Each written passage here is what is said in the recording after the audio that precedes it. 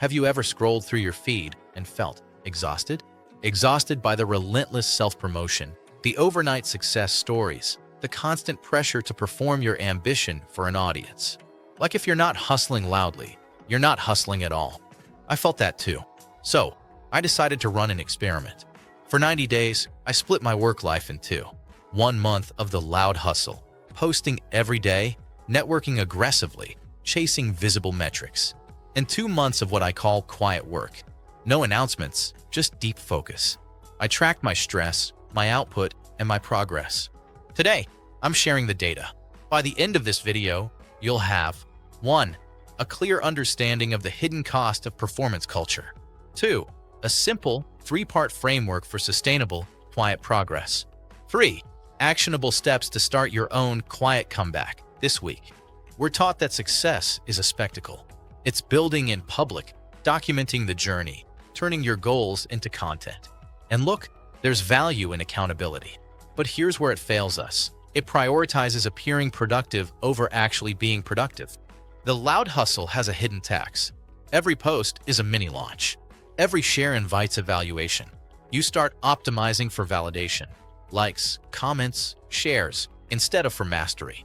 The common advice says just put yourself out there, but it rarely accounts for the creative drain, the comparison, the constant context switching.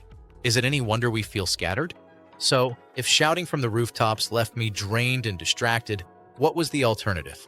The turning point was a conversation with a retired engineer who designed parts for satellites. He said, "My most important work happened in a quiet room, on a drafting table, with a pencil." No one cheered. But that work is now in orbit. That's the quiet comeback. It's not about working less. It's about redirecting your energy from the theater of work to the substance of work. It's the belief that consistent, unseen pressure, like tectonic plates, creates the most powerful shifts. Think of it like this. The loud hustle is like constantly shaking a soda can. It's noisy, fizzy, full of explosive potential.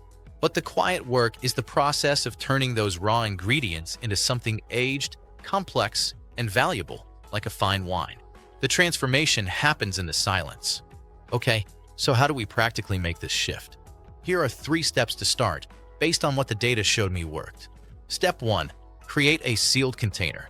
This is your focused work time, sealed off from performance. For 90 to 120 minutes a day, your only goal is to create, learn, or build something that won't be shared that day. Turn off notifications.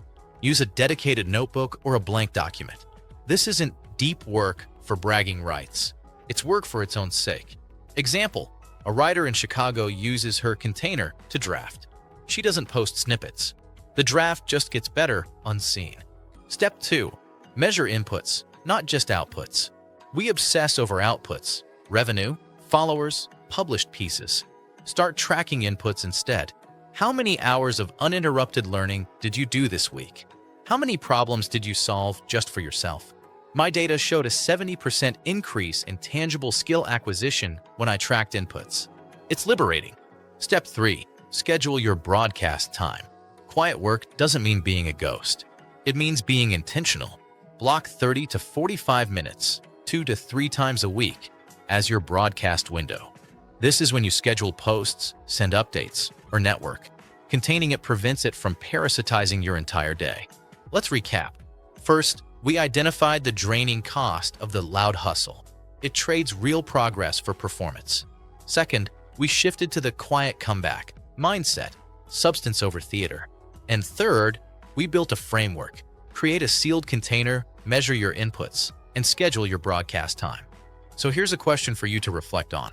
What's one project or skill you're currently performing that you could start protecting instead? This isn't about judging how anyone else works. It's about asking what truly fuels your progress. Sustainable success isn't about the volume.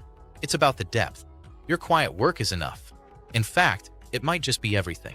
I'm genuinely curious about your take. In the comments, share one word that describes how the loud hustle makes you feel. Tired? Inspired? Pressured? Let's see what the quiet majority really thinks.